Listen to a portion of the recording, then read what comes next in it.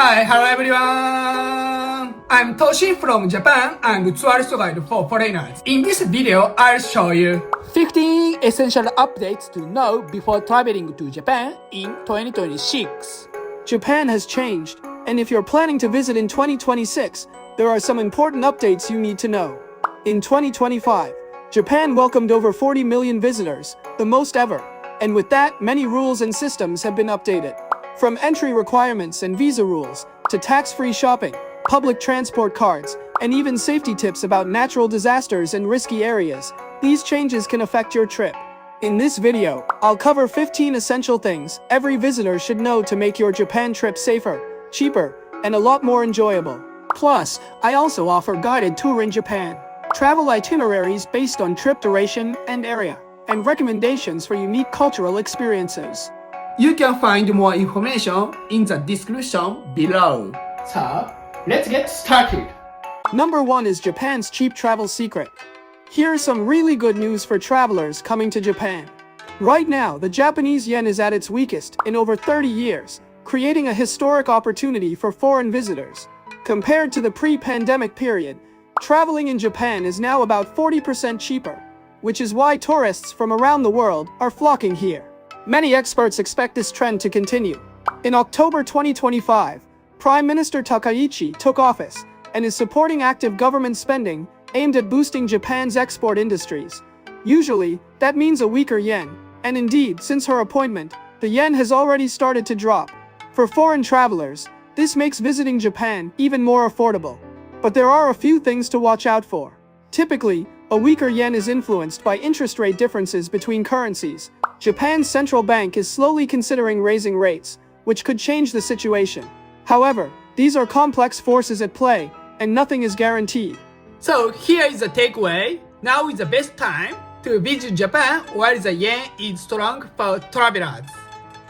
Number 2 is Japan entry rule updates. Now let's talk about the latest Japan entry rule updates and why they matter to you. Japan has been making travel easier by expanding visa exemptions, and right now, travelers from 74 countries and regions can enter Japan without a visa. But easier entry also brings new challenges. To prevent illegal entry and protect national security, the Japanese government is preparing a new pre-screening system called Japan ESTA, similar to the US ESTA. Originally, this system was planned for 2028, but former Prime Minister Ishiba has requested an earlier launch, and the government is now moving forward as quickly as possible. Once introduced, travelers will be required to submit personal information, accommodation details, and travel plans before arriving in Japan. The goal is to identify potential issues before travelers even board a flight. Here's the good news. If approved, this system is expected to make immigration faster and smoother, especially during busy seasons or late-night arrivals, when long lines are common. However, there's one serious warning. Fake Japan ESTA websites are already appearing online. These sites falsely claim the system is active and may ask for personal information. The real Japan ESTA has not launched yet, so never enter your details on these sites. I'll keep you updated with any new information, so please subscribe to my channel. Number 3 is Japan's visa update. Here's big news if you're planning to visit Japan. Starting in 2026, Japan is set to dramatically increase its visa application fees. The fee is expected to rise from around 3,000 yen to roughly 28,000 yen, nearly a 9-fold increase, and much closer to what other G7 countries already charge. What's surprising is that Japan hasn't raised visa fees since 1978. For decades, it had the lowest visa fees among G7 nations, but that era is coming to an end. Now here's the good news. Japan still maintains a visa exemption system. Citizens of 74 countries and regions can enter Japan for short-term tourism without a visa. However, the allowed length of stay and entry conditions vary depending on your nationality. So before you travel, make sure to check the official Japanese government website for the latest details. Number 4 is Visit Japan Web. Before you arrive in Japan, there's one thing that can save you a huge amount of time at the airport. Visit Japan Web. This is an official service created to simplify immigration and customs procedures, and the Japanese government strongly recommends that all travelers use it. I often hear two very common questions. The first one is, do I still need Visit Japan Web now that COVID is over? The answer is yes. This has nothing to do with pandemic restrictions. Visit Japan Web is a completely different system, designed to make entry smoother for every traveler. whether it's your first visit or your fifth. The second concern is about fake apps and scam websites. This is extremely important. Visit Japan Web is not an app, it is a website only. If you see or download something claiming to be a Visit Japan Web app, delete it immediately. Some fake services even ask for credit card information. The official service is free, and the Japanese government recently updated the official URL to fight these scams. Using Visit Japan Web is not mandatory, but if you skip it, you'll need to fill out paper forms and wait in longer lines. If you use it, just show the QR code at customs. And one last tip, take a screenshot in case airport Wi-Fi is slow. It's a small step that can make your arrival in Japan much smoother. Number 5 is Japan's departure tax. Every time you leave Japan, you're actually paying a departure tax of 1,000 yen, even if you don't realize it. Most travelers never notice because this fee is already included in the price of their airline ticket. In a previous video, I mentioned that Japan was considering raising this tax, and now we finally have clear numbers and a timeline.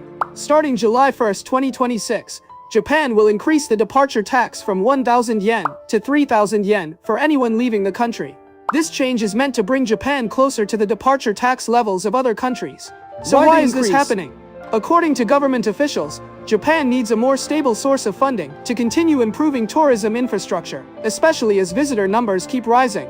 It's also important to know that this change does not affect only foreign tourists. The departure tax applies to everyone leaving Japan, including Japanese travelers. And Japan isn't alone in charging this kind of tax. In comparison, the US charges around 3,500 yen, Egypt about 3,900 yen, and Australia can charge up to 7,000 yen. So if you are hoping to enjoy Japan, while travel costs are still relatively lower, it might be a good idea to plan your trip sooner rather than later. Number 6 is Japan's new tax-free rules. If you're planning to shop in Japan, this is something you really need to know. Japan has made major changes to its tax-free shopping system, and these updates could completely change how you shop during your trip. The reason behind this is simple. The government wants to stop tourists from abusing the system by buying items tax-free and reselling them illegally. So here are 4 key changes you should be aware of. First, Japan is shifting to a refund-based system. You'll pay the consumption tax at the store, then receive a refund at the airport when you leave Japan. This is similar to how tax-free shopping works in countries like Germany and France. Second, special sealed packaging for consumable goods is no longer required. This speeds up the checkout process and reduces waiting time at the store. Third, the previous purchase limit of 500,000 yen has been removed. However, if your total purchase exceeds 1 million yen, the store must register serial or identification numbers for those items. Fourth, these new rules will take effect starting November 1, 2026. While the system becomes more flexible, it also means you'll need to plan your shopping a bit more carefully. The government has even discussed the possibility of ending the tax-free system entirely in the future, arguing that tourists also benefit from public services and should contribute through taxes. If that happens, it would be a major change for international travelers. I'll keep you updated with any new information, so please subscribe to my channel. Number 7 is shocking new lodging taxes and countermeasures. When you visit Japan, one of the essentials is of course your hotel. But here's the surprising part. In major cities like Tokyo, Osaka, and Kyoto, hotel prices in 2025 have risen more than 60% compared to pre-pandemic rates. And it's not just the room rates. A new lodging tax is spreading across the country, affecting both big cities and regional areas. For example, Tokyo will switch to a flat 3% lodging tax in 2027, which is effectively a price increase. In Osaka, the lodging tax went up by 200 yen in September 2025, and the minimum price for taxation dropped from 7,000 to 5,000 yen. In Kyoto, starting March 2026, the maximum lodging tax will jump from 1,000 to 10,000 yen per night. So if you stay at a luxury hotel over 100,000 yen a night, you'll pay an extra 10,000 yen in tax. Even regional areas are introducing new taxes. From autumn 2025, 11 prefectures, including Hokkaido, Miyagi, Gifu, Shimane, and Hiroshima, started charging 100 to 500 yen per night. These taxes aim to support sustainable tourism and reduce over-tourism. So how can you save money? Here are 2 simple tips. First, book early. Many hotels offer early bird discounts, sometimes 10 to 20% off if you book 2-3 months in advance. Second, choose your location wisely. Even in Tokyo and Osaka, there are areas with good transport, lower land prices, and cheaper hotels. In a previous video, I shared some of these budget-friendly areas. Please check them out if you wanna travel smart and safe. Number 8 is train IC cards and rail pass. Let's talk about two key things for traveling around Japan: IC cards and the Japan Rail Pass. First, IC cards like Suica are an absolute must for getting around. These cards aren't just for trains and buses, they work at convenience stores, supermarkets, and even vending machines. Depending on your arrival city, you can buy them right at the airport: Suica at Narita or Haneda in Tokyo, and Ikoka at Kansai International in Osaka. Both cards work in most major cities, making travel smooth and easy. You'll need a 500 yen deposit, which is refundable when you return the card, or you can try the 28-day welcome Suica if you want to skip the deposit. Personally, I recommend mobile Suica. It's super convenient, though it only works for iPhone users. Android users will need a physical Suica or Ikoka. For tips on choosing the best card for your trip, check out our previous video. Second, the Japan Rail Pass lets you ride almost all JR trains nationwide. You may have heard the price jumped about 1.6 times since October 2023, raising the question, is it still worth it?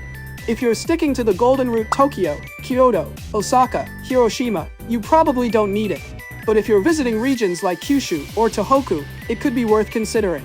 For example, a 14-day pass costs around 80,000 yen, while buying individual tickets along the Golden Route comes to about 43,000 yen. Add local trains for another 10,000 yen, and it's still cheaper than the pass. A 7-day pass might seem appealing, but cramming the Golden Route into 1 week is more like a travel marathon than a vacation. The key is to match the pass to your travel style. With the right planning, you can save money and enjoy Japan to the fullest. If you would like a personal guide in Japan or need recommendations for travel plans and cultural experiences, please contact me from the link in the description section. Number 9 is new must-see attractions. If you love anime and games, Japan has some exciting new 4 attractions in 2026 that you won't want to miss. First, in spring 2026, Tokyo will open Pokemon Park Kanto, Japan's first permanent outdoor Pokemon facility. Step into the world of the games and anime, explore different areas, meet Pokemon and trainers, and enjoy a fully immersive experience. Second, at Tokyo Station, the world's first official Dragon Ball store opened in late October 2025. It's packed with exclusive merchandise you won't find anywhere else, and the store itself brings the Dragon Ball world to life, making your visit just as fun as shopping. Third, in August 2025, the first official Harry Potter store opened in Harajuku. With a Forbidden Forest-themed interior, wand selection counters, a butterbeer bar, and sweets inspired by honeydokes, fans can fully immerse themselves in the magic while picking up limited edition items. Fourth, at Haneda Airport, a massive 40-meter-tall Godzilla welcomes and sees off visitors. Building on Japan's famous Godzilla landmarks, this attraction is part of the 70th anniversary celebration of Godzilla's creation, and it's truly spectacular. If you visit Japan, don't miss these attractions for unforgettable anime and game experience. Number 10 is must-book attractions. If you want to enjoy the best activities in Japan, here's one thing you absolutely need to know. Many attractions now require advance reservations. For example, Tokyo Disneyland stopped selling same-day tickets in 2024, and Universal Studios Japan followed in May 2025. Without a reservation, you simply can't enter. There are no ticket counters at the gates. To make sure you don't miss out, here are 6 popular attractions I recommend booking in advance: Team Lab, Shibuya Sky, Pokemon Cafe, the Ghibli Museum, the Nintendo Museum, and Mario Kart experiences. Travelers who show up without a reservation often get turned away or face long lines. As a tour guide, I frequently get last-minute requests, but by that time, tickets are usually sold out. I've also personally tried unique experiences that are well worth booking: authentic tea ceremonies with freshly brewed matcha, samurai experiences based on 200-year-old traditions, sake tastings at World Heritage breweries, and sushi making lessons from professional chefs. If you're interested, I even offer discount codes.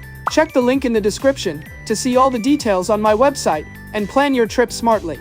And if you want the best experiences, book early. Number 11 is best time to visit Japan 2026. In 2025, Japan welcomed over 40 million visitors, the highest ever, making it incredibly popular worldwide. But according to the latest data from the Japan Tourism Agency, one of the biggest challenges travelers face is crowded tourist spots. Here are 2 tips to avoid the crowds. First, explore lesser-known regions. Most tourists follow the same path, the golden route of Tokyo, Osaka, Kyoto, and Hiroshima, causing congestion.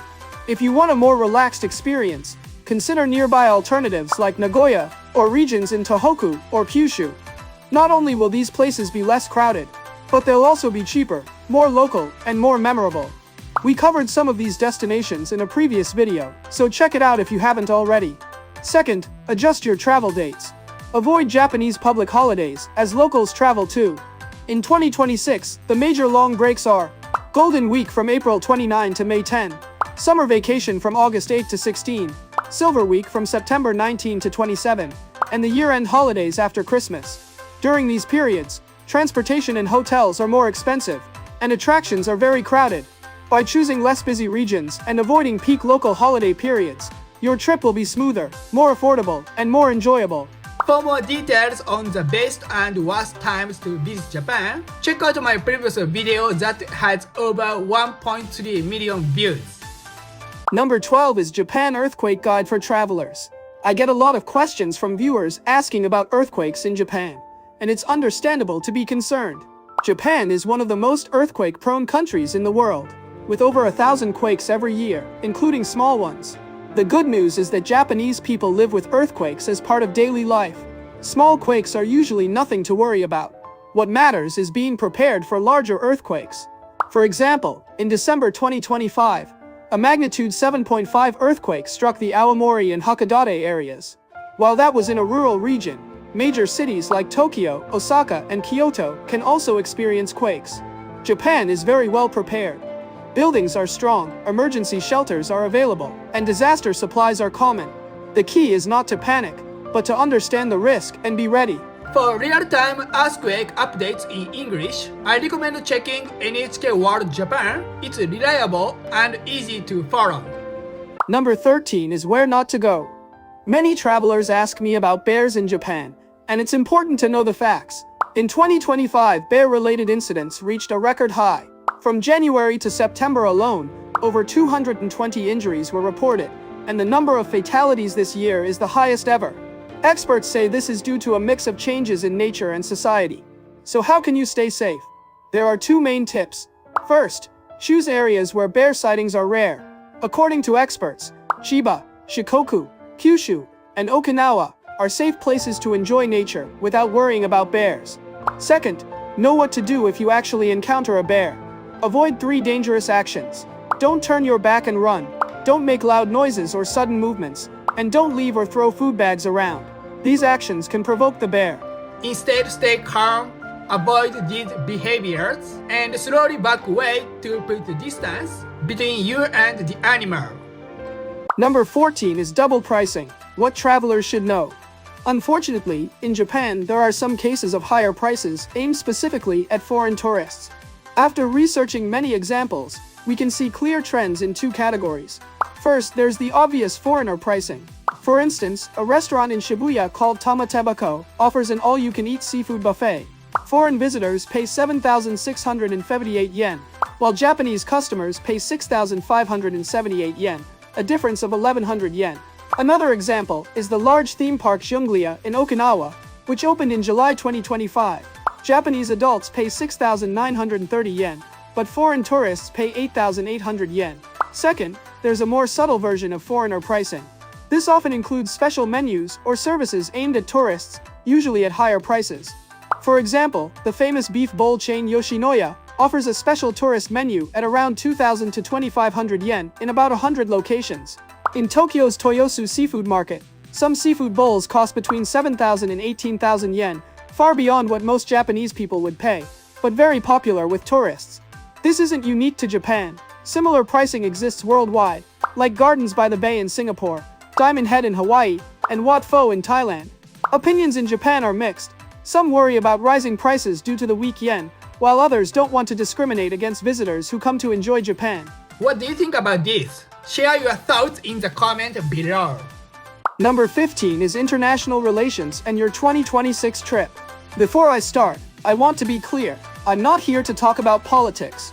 I just want to explain what current events in Japan could mean for travelers in 2026. On November 14, 2025, the Chinese government advised all its citizens to avoid traveling to Japan after comments by the Japanese Prime Minister regarding Taiwan. This has already led to many cancellations, and if the trend continues, we could see a significant drop in visitors from China. So what does this mean for you as a traveler from other countries? In my view, it could actually be a positive. There are two main effects. First, sightseeing in major cities like Tokyo, Osaka, and Kyoto could become easier. China accounts for a large portion of visitors. In October 2025, about 715,000 of the 3.89 million foreign tourists were from China, roughly 18%. Fewer Chinese tourists could ease overcrowding at popular spots. Second, travel prices might drop. With demand down about 18%, supply could exceed demand, meaning cheaper flights, hotels, and attractions. In fact, weekend hotel rates in Kyoto have already fallen significantly. High-quality hotels for less than 10,000 yen per night, once rare, are now possible. Of course, this is my current prediction, and things could change depending on future developments with China. I'll keep you updated, so make sure to subscribe for the latest information. How was today's video? Don't forget to subscribe to my channel and like button. See you in my next video. Bye!